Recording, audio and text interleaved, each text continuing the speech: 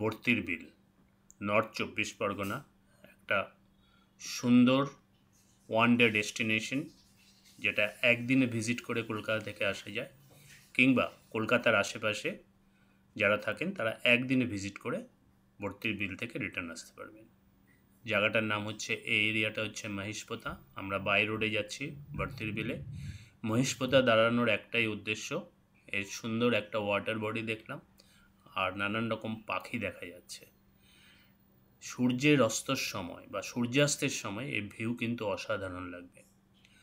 আর এই ওয়াটার বডির পাশেই আছে হাইওয়ে, কল্যাণী হাইওয়ে, আর যা আছে ধাবা, 2-3টে ধাবা। এটা হচ্ছে বিন্দাস ধাবা। বিন্দাস ধাবাটা এরকম, বর্ষার জায়গাটা এরকম। বিন্দাস ধাবা থেকেও কিন্তু ওয়াটার বডিটা সুন্দর লাগবে। সন্ধেবেলায় তো অপূর্ব লাগবে যখন ঠান্ডা হাওয়াটা আসবে এর মধ্যে দিয়ে। এরপরেই আছে গীতা হোটেল অ্যান্ড রেস্টুরেন্ট। এরপরেই, কিন্তু অতটা মেনটেন না। সবথেকে ভালো যেটা আছে আমার নজরে, যেটা পড়েছিল, সেটা হচ্ছে Donald T corner hotel and fast food. এর ভেতরের বসার জায়গাটা কিন্তু ভালো। এখানেও কিন্তু বসে আপনি বা আপনারা সবাই যারা ফ্যামিলি নিয়ে যাবেন কিংবা বন্ধুবান্ধব নিয়ে যাবেন, একটা সুন্দর মুহূর্তের টাইম সেখানে স্পেন্ড করতে পারেন। এরখান থেকেও কিন্তু ওয়াটার বডিটা খুব সুন্দর দেখা যায়। সূর্যাস্তের সময় কিন্তু খুব সুন্দর লাগবে।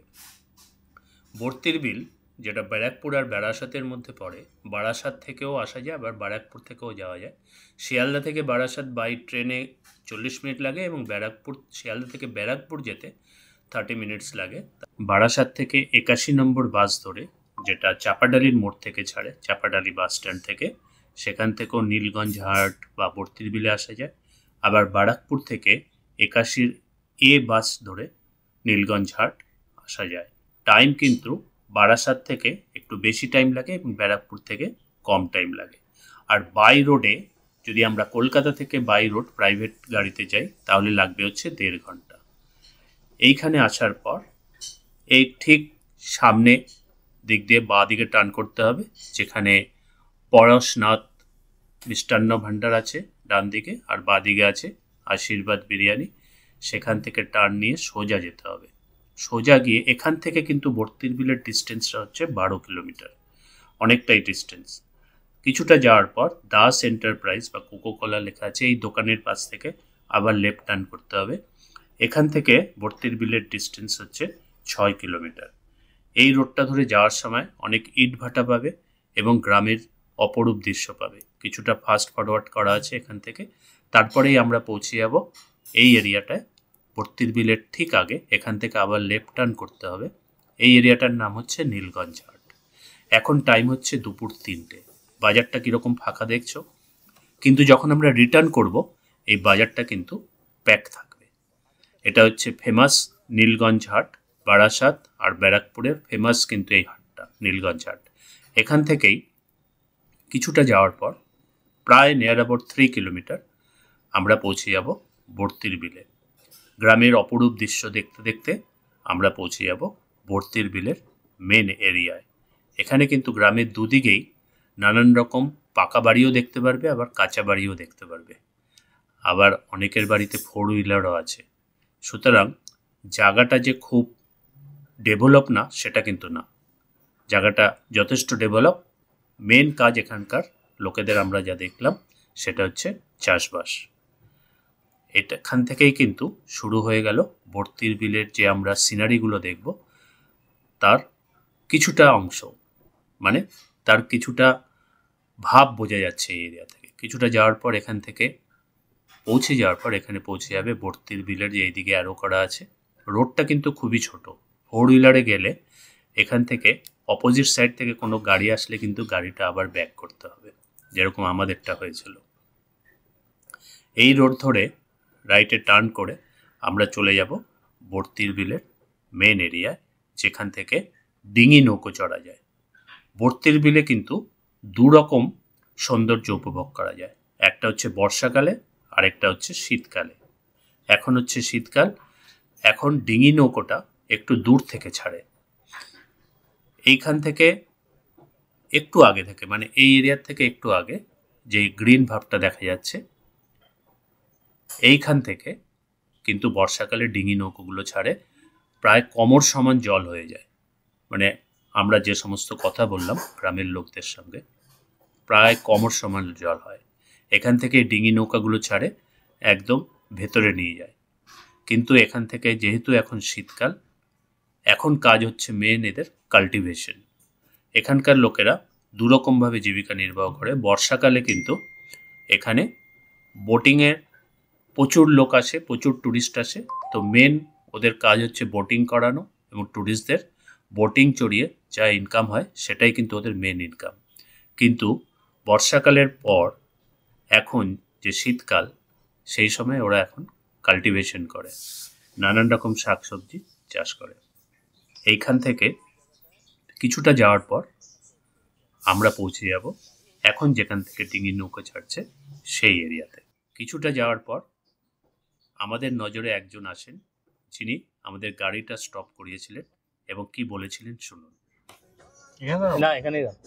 হ্যাঁ, রাখো রাখো, এখানে কি বলছে বলো। নৌকা চাপবেন? নৌকা কোথায়? নৌকার জন্য আমি তো মাঝি, মানে নৌকার জন্য। হ্যাঁ চাপবো, কিন্তু অনেকটা যেতে হবে না? কেন, ওই তো ওই যে ঘাট, ওই যে ওই গাড়ি আছে, ওখানে গাড়ি রাখার জায়গা আছে না? গাড়ি ঘোরানো যাবে ওখান থেকে? হ্যাঁ, ওখানে গাড়ি রাখা। কত নেবে? মানে গাড়ির জন্যই না? না, নৌকার। কজন, তিনজনই চড়ে? হ্যাঁ, 300 টাকা নেবো তো, সবাই যায়। একটা নৌকায় বসতে পারবে? হ্যাঁ, কোনো চলো। হয়ে যাবে না তো? বাড়ি ছেড়ে এত লোক, 8 জন 10 জন তো একটা লোক। আর ডিপ কতটা? ডিপটা কমর পর্যন্ত? সেটাই আমি যাবো। আচ্ছা চলো, আস্তে আস্তেই নাও। নৌকোটা না এইখান থেকেই চলে শুরু। দেখি ওখানে কি বিক্রি হচ্ছে জানি। কি খাবি? হ্যাঁ, জলের বোতল আছে। কি খাচ্ছি? কত করে? আর শাকালু? আর এটা কি? এটা হচ্ছে ওই মিষ্টি আমরা। মিষ্টি আমরা? এত বড় হয় আমরা? আমি তো ছোট আমরা দেখেছি। একটা আমরা 100 গ্রাম 150 গ্রাম করে ছিল। এটা হচ্ছে অফ সিজনের আমরা, এটা হচ্ছে সেই মিষ্টি আমরা যেটা বলে। আমরা রাখতে পাওয়া যায় একটা মিষ্টি আমরা, একটা টক আমরা। এই নৌকাগুলো কিন্তু সব চলে না এখন, কেন ট্যুরিস্ট কিন্তু সেই হিসাবে নেই। বর্ষাকালে যেরকম ট্যুরিস্ট আসে সেরকম ট্যুরিস্ট নেই। আর এর ভিউটা হচ্ছে একটা দোকান থেকে নেওয়া। এখানে কিন্তু এই একটাই দোকান আছে যেখানে চা, বিস্কিট, কেক, ডিম টোস্ট, ম্যাগি, খাবার জল সবই এখানে পাওয়া যাবে। একটাই দোকান কিন্তু এখানে আছে। আর দোকানটাকে বেস করে বাঁদিকে যেরকম অপরূপ একটা ভিউ আছে, ডান দিকেও আছে। আর সামনে যে ব্রিজটা দেখছো, এই ব্রিজের নাম হচ্ছে লাল ব্রিজ বা রেড ব্রিজ। আমি জিজ্ঞেস করেছিলাম দোকানদারকে, মানে যিনি দোকানি ছিলেন, এই ব্রিজটার নাম লাল ব্রিজ কেন? উনি বললেন, আমরা প্রথম থেকেই শুনে আসছি এটাকে লাল ব্রিজ বলে, সেই হিসাবে আমরা এটা লিখে দিয়েছি, এটা লাল ব্রিজ। যাই হোক, লাল ব্রিজটা ক্রস করে বাঁদিকে যেরকম অনেকটা যাওয়া যায়, ঠিক ডান দিকে কিন্তু তার থেকে বেশি যাওয়া যায়। ডান দিকে একটা পিকনিক করার একটা সুন্দর সুব্যবস্থা আছে, সেটা আমি পরে দেখাচ্ছি। আর আছে পুলিশের একটা গাড়ি টহল দিচ্ছে, সামনে যে গাড়িটা দাঁড়িয়ে আছে ওটা পুলিশের গাড়ি। শোনা গেল রিসেন্টলি এখানে একটা প্রবলেম হয়েছিল, তারপর থেকে সন্ধে 5টার পর আর কাউকে এই ব্রিজের এই পারে আসতে দেয় না, ব্রিজের ওই পারেই থাকতে হয়। যাই হোক, আমরা 3জন ডিঙি নৌকায় চাপার জন্য রেডি হচ্ছি। চড়বো ডিঙি নৌকার, টোটাল আধা ঘন্টা চড়াবে, আর 3জনের নেবে হচ্ছে 300 টাকা। ডিঙি নৌকার চড়ার কিন্তু খুব সুন্দর একটা আনন্দ পেলাম। একটা দারুণ অভিজ্ঞতা হবে ভর্তির বিলে।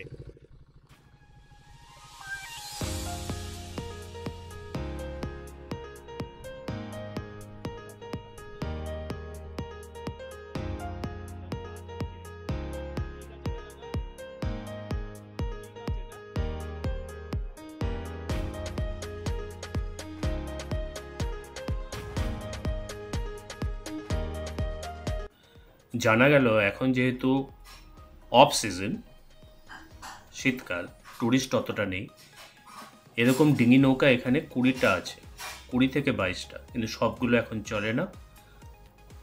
8টা থেকে 10টা ডিঙি নৌকো চলে। তার মধ্যে আমাদের সময়, মানে আমরা যেটুকু সময় চললাম তাতে কিন্তু আমরাই চড়েছিলাম, অন্য কোনো ট্যুরিস্ট ছিল না। এতেই বোঝা যায় এখন ট্যুরিস্ট খুব কম আসে যারা এই ডিঙি নৌকা চড়তে আসে। বর্ষাকালে ডিঙি নৌকার চলার কিন্তু আলাদাই একটা এক্সপিরিয়েন্স, পুরো গ্রিন হয়ে থাকে জায়গাটা। মাঝি ভাই বলছিলেন অসাধারণ লাগবে। তো তোমরা যারা প্ল্যান করেছো এখানে আসা, বর্ষাকালে একবার আসতে পারো আর একবার শীতকালে আসতে পারো। আমি তো শীতকাল করে গেলাম, বর্ষাকালে আরেকবার আসবো।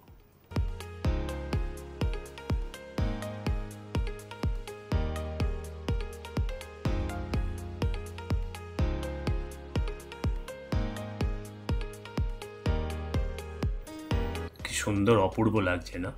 পাশ দিয়ে সাইকেল চালিয়ে যাচ্ছে, তার রিফ্লেক্টটা পড়ছে দেখো জলে, অসাধারণ লাগছে সত্যি। গ্রাম কি সুন্দর, আর শীতকাল আরও সুন্দর লাগছে, জলটা একদম টলটল করছে। একটা কথা এখানে বলে দিই, বর্তির বিল নামটা এসছে কিন্তু এর সারাউন্ডিংয়ে টোটাল 32খানা গ্রাম আছে। সেই 32টা গ্রামের নামকরণ হিসাবেই এর নাম হচ্ছে বর্তির বিল। এটা একটা ক্যানেল, এটা কিন্তু গঙ্গার সঙ্গে যোগ আছে। আর এই 32টা গ্রামের যত জল এই ক্যানেল দিয়ে পাস হয়। এই ক্যানেল কিন্তু, ক্যানেলের জলটা যেরকম উপরে পরিষ্কার দেখা যাচ্ছে, নিচে কিন্তু পাকে ভর্তি। বাই চান্স কোনো সময় যদি কোনো অ্যাক্সিডেন্ট ঘটে যায় তাহলে কিন্তু এই পাকে পা আটকে যাবে, মানে অনেকটাই পাক। যাই হোক, আমরা একটা সার্টেন ডিস্টেন্স পর্যন্ত গিয়ে ইউটার্ন নিয়ে আবার আমাদের স্টার্টিং পয়েন্টে রিটার্ন করব। আমাদের কথা এটুকুই হয়েছিল, টোটাল 30 মিনিট উনি চড়াবেন আর নেবেন 300 টাকা। একটা ডিঙি নৌকোতে মোটামুটি 5 থেকে 6 জন বসতে পারে, আর হালকা ফিগার হলে 7 জন। ইনি হচ্ছেন আমাদের মাঝি ভাই। উনি বললেন একটা ডিঙি নৌকোতে খুব ভালো ফিগার হলে 5 থেকে 6 জন, 5 জনই ধরে চলো, আর হালকা ফিগার হলে 6 থেকে 7 জন বা 7 জন বসা যায়। ওনার যে হাতের যে লাঠিটা আছে, যেটা দিয়ে উনি দাঁড় বাইছেন, ওটা দেখলে বুঝতে পারবে এটি জায়গাটা কতটা ডিপ। বাসটা কিন্তু, দাঁড়টা কিন্তু বেশি ডিপে যাচ্ছে না, এর থেকে বোঝা যায় এর ডিপটা কিন্তু অনেক কম, কিন্তু পাকটা অনেক বেশি। তোমরা যারা এই ডিঙি নৌকাটা বা চড়েছো তারা নিশ্চয়ই দেখেছো।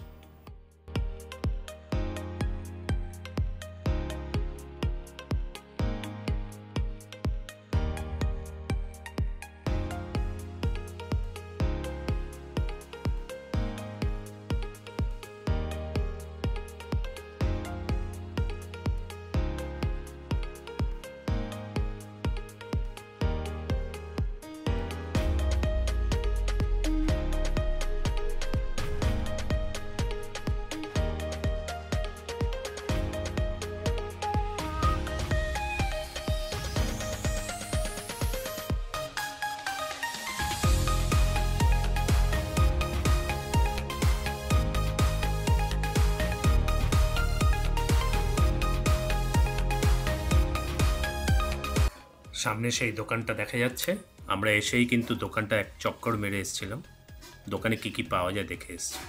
তো এখন খাবো ডিম টোস্ট আর চা। দোকানের অপোজিটের রোডটা, মানে এই জায়গাটা দিয়ে কিন্তু অনেকটা যাওয়া যায়। ছোট একটা ডিঙি নৌকা আছে, মাছ ধরার জন্য জাল রাখা আছে। দূরে যত দূর তোমার নজর যাবে বা চোখ যাবে, যা ভিউ যাবে, পুরো গ্রিনারি দেখতে পারবে। বর্ষাকালের গ্রিনারি কিন্তু আরও সুন্দর লাগবে, কিন্তু বর্ষাকালে আমরা এই জায়গাটায় হেঁটে ঘুরতে পারবো না, পুরো জায়গাটা কিন্তু জলে ভর্তি থাকে। তখন একমাত্র উপায় হচ্ছে বোটে, ডিঙি নৌকায় চড়া, তখন কিন্তু অনেকটা জায়গা ঘোরা যায়। এখন যে আমরা হেঁটে হেঁটে এই জায়গাটা ঘুরছি, তখন কিন্তু সেটা সম্ভব না। এখান থেকে বেরিয়ে ঠিক বাঁদিকে টার্ন করলে লাল ব্রিজ, আর ডান দিকে এই রোডটা দিয়ে গেলে আমরা পৌঁছে যাব নীলগঞ্জ হাট, যেখান থেকে আমরা এখানে ঢুকেছিলাম। সামনে পুলিশের গাড়িটা আগেই বলেছি টহল দিচ্ছে। এখানে কিন্তু অনেক জমি আছে যেটা গভর্নমেন্টে, ওয়েস্ট বেঙ্গল গভর্নমেন্টে, তার বোর্ডও লাগানো আছে। আবার অনেক জমি আছে যারা চাষিরা যারা চাষ করে, যেরকম এই জমিটা গভর্নমেন্টের, তাও চাষিরা এখানে চাষ করছে, কিন্তু জমিটা গভর্নমেন্টের। সূর্য প্রায় অস্ত যাবে, তার আগে আমরা দেখে নেব এখানে পিকনিক করতে আসতে গেলে কোথায় পিকনিক করা যায়। সূর্য কিন্তু একটু পরেই অস্ত যাবে, পারফেক্ট টাইমে আমরা এই জায়গায় পৌঁছে গেছি। যেদিকে চোখ যায় সেদিকেই খালি মাঠ।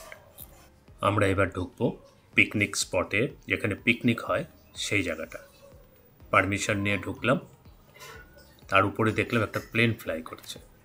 এই এরিয়াটা কিন্তু টোটালি একটা পিকনিক স্পট, চারদিকটা বাউন্ডারি দিয়ে ঘেরা আছে আর একটা বাঁশের সাঁকো। একদম ছবি তোলার আদর্শ জায়গা। সূর্যাস্তের সময় এখানে দাঁড়িয়ে ছবি তোলার মজাই কিন্তু আলাদা। আমরাও কিন্তু অনেক ছবি তুলেছিলাম এখানে। আর এখান থেকে যে ভিউটা তোমরা পাবে তা কিন্তু ভাষায় প্রকাশ করা যাচ্ছে না, নিজে না দেখলে। ক্যামেরাতে তো অতটা বোঝা যায় না, নিজের চোখে না দেখলে তোমরা বুঝতে পারবে না এই ভিউটা। পিকনিক স্পটের যে এরিয়াটা বাউন্ডারি দিয়ে ঘেরা আছে, সেখানে একটা ওয়াটার বডি আছে, পাশে একটা ডিঙি নৌকো আছে, সেটাও কিন্তু এখানে চড়া যায়। এই পিকনিক স্পটে টোটাল ভাড়া হচ্ছে 2500 টাকা। হচ্ছে শঙ্খচিল পিকনিক স্পট বুকিং যোগাযোগ নাম্বার এটা, এখানে যোগাযোগ করে নিতে পারবে। একসঙ্গে 200 জন কিন্তু এখানে পিকনিক করা যায়। আমরা যা কথা বলেছিলাম এবং ওনারা যা বলেছিলেন, কথা বলে জানা গেল এখানে 200 জনের মতো পিকনিক হয়েছে বা 200 জনের মতো পিকনিক করা যায়। দুটো দোলনা আছে, সেটাও কিন্তু ওয়ার্কিং, এমন না যে খারাপ কন্ডিশন। আর আছে ভেতরে ওয়াশরুম, যেটা কিন্তু এখানে খুব দরকার। আমি আশেপাশে কোনো ওয়াশরুম দেখিনি। এই পিকনিক স্পটের ভেতরে ওয়াশরুম আছে। যদি তোমরা পর্তির বিল কেউ ঘুরতে আসো, ওনাদের রিকোয়েস্ট করলে ওয়াশরুমটা ওরা পারমিশন দিয়ে দেয় ইউজ করার জন্য।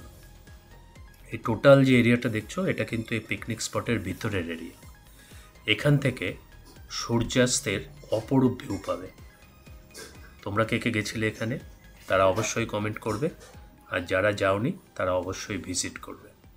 আমাদের কিন্তু অসাধারণ লেগেছিল এই জায়গাটা সূর্যাস্তের সময়। আর এই যেটা বলছিলাম, এই টোটাল জায়গাটার ভাড়া হচ্ছে একদিনের জন্য 2500 টাকা। ওদেরই লোক আছে, রান্না করে দেবে, ওদের বলে দেবেন কী কী রান্না করতে হবে, ওরা রান্না করে দেবে। আর যোগাযোগ নাম্বার তো আছেই। যখন প্ল্যান করবেন তার অনেক দিন আগে কিন্তু কন্ট্যাক্ট করতে হবে, কেন আমরা যখন ওদের সঙ্গে কথা বললাম একটু আগে, নেক্সট 7 days কিন্তু টোটাল বুকিং ছিল। সুতরাং শীতকালে এই জায়গাটা পাওয়াটা একটু মুশকিল। যাই হোক, আমাদের কিন্তু অপূর্ব একটা দিন এখানে কাটিয়ে গেলাম। সূর্যাস্ত হচ্ছে, সূর্য অস্ত যাচ্ছে, আর আমাদের এবার বিদায় নেওয়ার পালা ভর্তির বিল থেকে। আমরা রিটার্ন করছি। যেটা আপনাদের বলছিলাম, যখন আমি এন্ট্রি করেছিলাম এই নীলগঞ্জ হাট ক্রস করে ভর্তির বিলের দিকে, হাটটা আপনারা অবশ্যই দেখেছেন। এবার রিটার্ন যাওয়ার সময় ওই হাটটা আবার দেখবেন, কত বাইক আসছে দেখো। আমি আরেকটা কথা বলবো, যারা ফ্যামিলি নিয়ে যাবেন 5টার আগে, শীতকাল তো একটু তাড়াতাড়ি সন্ধে হয়, যত তাড়াতাড়ি পারবেন সন্ধে হওয়ার আগে এখান থেকে রিটার্ন করে যাবেন। কেন কি তারপর লোকাল যারা বাইক নিয়ে আসে তাদের উপদ্রবটা বাড়ে। সুতরাং যারা ফ্যামিলি নিয়ে যাবেন, দূর থেকে যাবেন, তাদের কিন্তু ওই ভয়টা থেকে যায়। সুতরাং এটা আমার সাজেশন, যারা ফ্যামিলি নিয়ে যাবেন তারা কিন্তু অন্ধকার হওয়ার আগেই ওখান থেকে বেরিয়ে যাবে। যদিও পুলিশের টহল আছে, কেন রিসেন্টলি একটা ঘটনা কিন্তু ঘটে যায়, যার জন্য পুলিশের টহল আছে ওখানে। যাই হোক, ভিউটা কীরকম লাগছে বলো, তোমরা কিন্তু কমেন্ট অবশ্যই করবে। আর যদি ভিডিওটা এখন পর্যন্ত ভালো লেগে থাকে, লাইক, সাবস্ক্রাইব আর শেয়ার করে দেবে। লাইটের আলোতে দেখো কি সুন্দর লাগছে না, হেডলাইটটা জ্বলছে, সন্ধে হয়ে আসছে, আর অপরূপ দৃশ্য, অসাধারণ লাগছে। একটু পরেই আমরা পৌঁছে যাব নীলগঞ্জ হাটে। মানে এখান থেকে নীলগঞ্জ হাট কিন্তু প্রায় মেরে কেটে 2.5 থেকে 3 কিলোমিটার। দেখো বাইকের উপদ্রব দেখো, মানে সব কিন্তু এখানে লোকাল পিপলরা আছে বাইক করে, স্কুটার করে। সুতরাং ওটাই আমার সাজেশন, যারা ফ্যামিলি নিয়ে যাবে সন্ধ্যের আগে এখান থেকে রিটার্ন করে যাবে। যদিও বসতি আছে, কিন্তু বসতি এই জায়গাটা থেকে শুরু। বর্তির বিলের যেখান থেকে ওই এরিয়াটা বোটিং এরিয়া শুরু হচ্ছে, সেইখানে কিন্তু কোনো বসতি নেই, খালি ধুধু করছে মাঠ। আর অন্ধকারে তো কিছুই দেখতে পারবে না। সুতরাং অন্ধকার হওয়ার আগেই তোমরা ওখান থেকে ফ্যামিলি নিয়ে রিটার্ন করে এসো। এটাই আমার সাজেশন বা এটাই আমার উপদেশই ধরতে পারো। যাই হোক, আমরা গ্রামের মধ্যে দিয়ে আবার রিটার্ন করে যাচ্ছি। আর এই পৌঁছে গেছি নীলগঞ্জ হাট। আমরা যাওয়ার সময় কীরকম দেখেছিলাম, একদম খালি খালি। আর এখন দেখো, উপরেরটা হচ্ছে আমরা যখন গেছিলাম, আর নিচেরটা হচ্ছে আমরা এখন রিটার্ন আসছি। এতেই আপনারা কম্পেয়ার করতে পারবেন এই জায়গাটা সন্ধ্যের পর কীরম হয় আর দুপুরের দিকে কীরম থাকে বা সকালের দিকে কীরম থাকে। আজকের ভিডিওটা আমি এখানেই শেষ করছি। ভিডিওটি যদি ভালো লাগে লাইক, সাবস্ক্রাইব, শেয়ার করে দেবেন, বেল আইকনটি প্রেস করে দেবেন। দেখা হচ্ছে নেক্সট ভিডিওতে। এবার আমার নেক্সট ভিডিও যা আসবে সব কিন্তু বোম্বেতে নিয়ে। অনেক দিন নানান জায়গা ঘুরে এবার আমি বোম্বেতে আমার বাড়িতে রিটার্ন করছি। এরপর যত ভিডিও আসবে ম্যাক্সিমামটাই বোম্বে বেস করে থাকবে। বাই বাই, টাটা, দেখা হচ্ছে নেক্সট ভিডিওতে।